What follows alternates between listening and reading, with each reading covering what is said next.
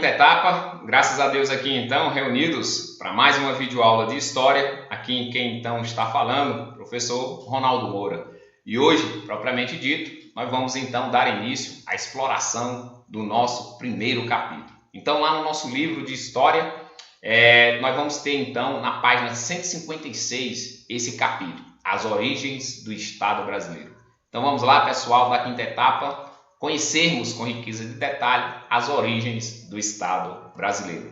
Pessoal, como nós sabemos, atualmente o Brasil então é uma república federativa presidencialista. Como assim? Uma república porque é um sistema político que prevalece a democracia, o exercício do poder pelo povo. Federativa, pessoal, porque os estados, no caso o Brasil, 26 estados e um Distrito Federal, têm autonomia entre si. E presidencialista porque esse país, sim, é comandado pelo presidente, eleito pelo povo, a partir de 16 anos, de forma facultativa, mas a partir dos 18, de forma obrigatória. Então, independente do credo, da raça, das suas crenças, o brasileiro, então, sim, pode votar facultativamente a partir de 16 e de forma obrigatória a partir de 18 anos. E assim sendo, então, um sistema político representativo, onde nós brasileiros, a partir de 16 anos, podemos sim escolher os nossos representantes que sim fazem as leis e desenvolvem o sistema político brasileiro, tá certo? Mas nem sempre foi assim o Estado brasileiro, o sistema político brasileiro, pessoal. O Brasil, desde a chegada dos portugueses em 1500 até os dias atuais, já passou por vários sistemas políticos. Nós podemos dizer que de 1500 a 1822, o Brasil foi explorado por Portugal, dentro de um sistema conhecido como colonialismo, onde Portugal, metrópole, explorava o Brasil, colônia. Isso durou mais de 3 séculos, 322 anos. Com a independência do Brasil, em 7 de setembro de 1822, o Brasil se transformou numa monarquia, consequentemente, dando início a uma fase da história do Brasil conhecida como Brasil Império, que vai de 1822 até 1889. Esse Brasil Império subdividido em primeiro reinado, período regencial e segundo reinado. Em 1889, ou seja, em 15 de novembro de 1889, foi proclamada a República, sendo que essa primeira república, de 1889 a 1930, ficou conhecida como República Velha. Em 1930, Vargas tomou o poder, dando início aí à famosa Era Vargas, que durou 15 anos, de 1930 a 1945.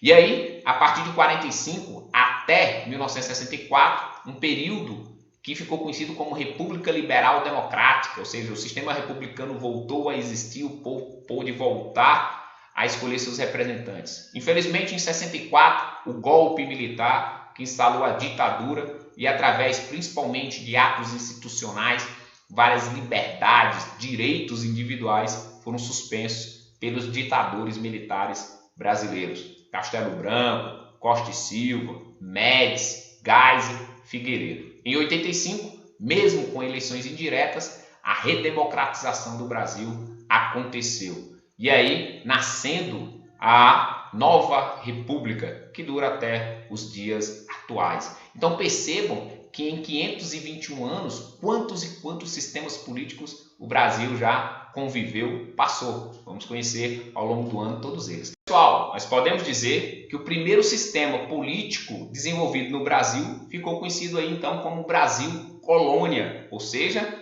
um sistema em que Portugal, a metrópole, a exploradora, manteve por mais de 3 séculos uma intensa exploração sobre as terras e o povo brasileiro.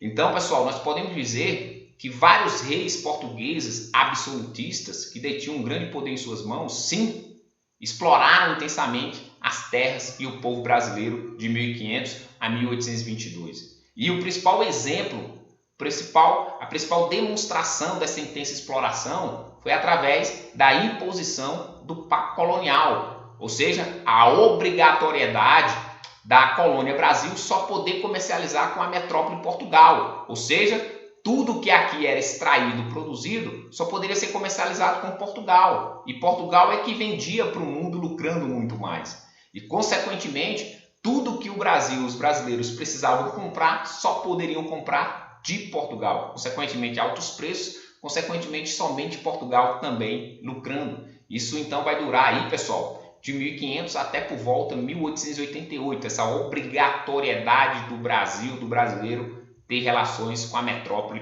Portugal, tá certo?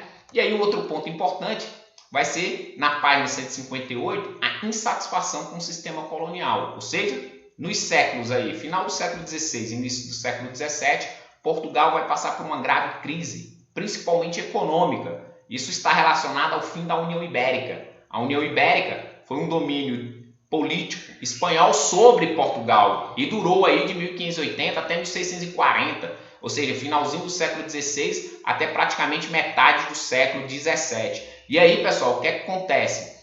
Portugal sai dessa União Ibérica totalmente arrasada, incentivando a busca de uma nova riqueza. O ouro foi então nesse período descoberto, no finalzinho do século XVII, 1693.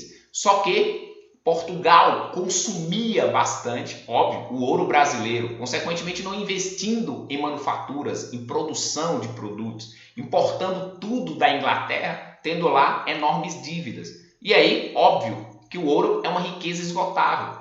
Só que Portugal queria cada vez mais ouro vindo do Brasil.